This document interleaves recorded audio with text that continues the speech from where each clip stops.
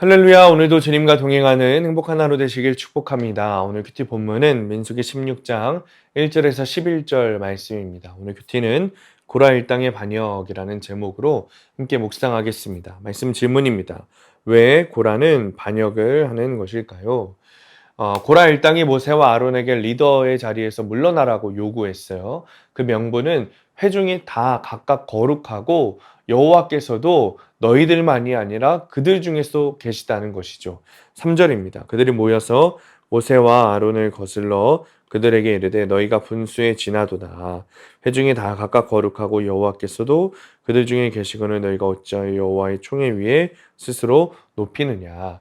그러니까 그들의 이 말은 너희가 내게 대하여 제사장 나라가 되며 거룩한 백성이 되리라는 말씀에 근거한 주장이었죠. 하지만 그들은 이 말씀에 내 말을 잘 듣고 내 언약을 지키면이라는 그 조건이 전제되어 있다는 것을 알지 못했습니다.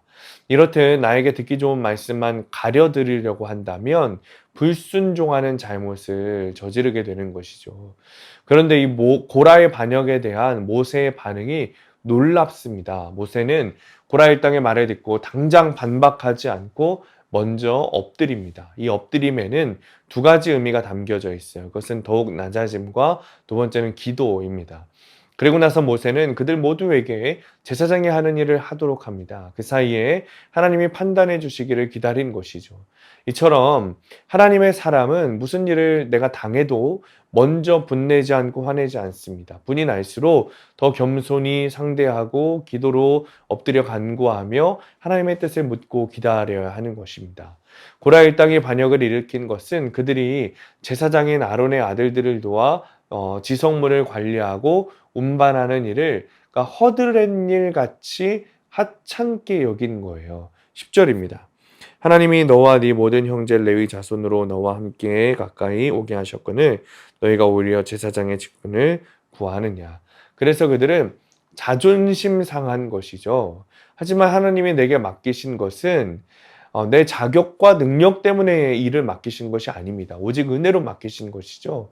대제사장 아론 역시 내세울 것 없지만 하나님이 은혜로 세우셨습니다. 그 은혜에 대한 감사가 없으면 주님이 맡기신 일을 그저 내 인생의 짐처럼 여기게 될 뿐인 것입니다. 적용 질문입니다. 날마다 큐티를 하지만 듣기 좋은 말씀만 가려서 듣고 있지는 않습니까? 하나님이 내게 맡기신 일은 무엇입니까?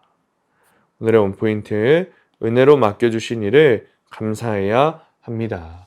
하나님께서 나에게 주신 직분, 사역, 섬김, 봉사는 내게 자격이 있어서가 아니라 주님이 은혜로 주신 것이죠.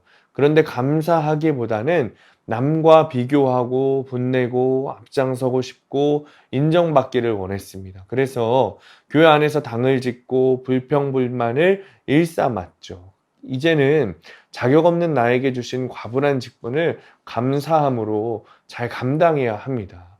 오늘도 나에게 맡기신 일을 뽐내는 것이 아니라 감사함으로 잘 감당하는 하루 되시기를 축복합니다. 기도하겠습니다. 주님, 이 고라는 자신이 하는 일이 허드렛 일처럼 여겨져서 모세와 아론에게 반역했습니다.